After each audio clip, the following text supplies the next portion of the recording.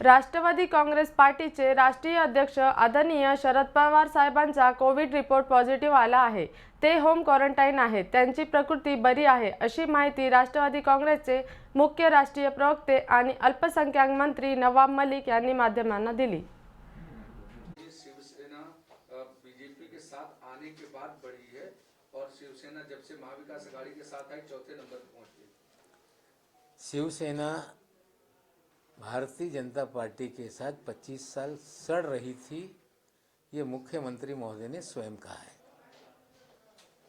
जिसका अपना जो हाल है वो स्वयं जानता है, दूसरे उस पर बात नहीं कर सकते। जब शिवसेना स्वयं कह रही है कि बीजेपी के साथ हम लोग सड़ रहे थे, तो देवेंद्र जी कैसे कह रहे हैं कि हमारे साथ वो बढ़ रहे थे। हमें जानकारी है कि देश में भारतीय जनता पार्टी जिन दलों के साथ जाती है उन सारे दलों का पूरी तरह से सफाया करती है। एक नहीं अनेकों उदाहरण देश में हैं। शिवसेना कई सालों से बीजेपी से पिंड छुड़ाना चाहती थी। 10 साल पहले से ये सोच शिवसेना के भीतर थी कि बीजेपी से अलग होना चाहिए। राष्ट्रवादी कांग्रेस से बात भी हुई थी, लेकिन कुछ कारणों से वो निर्णय नहीं हो पाया था। लेकिन 2019 में वो निर्णय लिया गया। ये बात सच है कि शिवसेना के कंधे पे बैठकर बीजेपी बड़ी हुई। अब वो दूसरों को समझा रही है कि हमारे वजह से शिवसेना बड़ी हुई।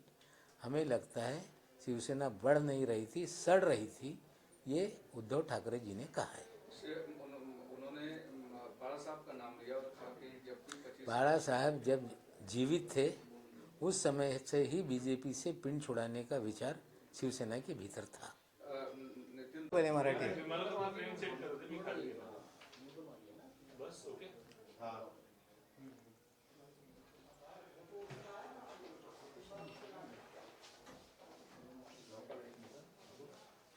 राष्ट्रवादी काँग्रेस पक्षाचे राष्ट्रीय अध्यक्ष आदरणीय पवार साहेब यांच्या कोविड टेस्ट पॉझिटिव्ह आलेले आहे। ते होम क्वारंटाईन आहे। त्यांच्या तब्येत व्यवस्थित आहे।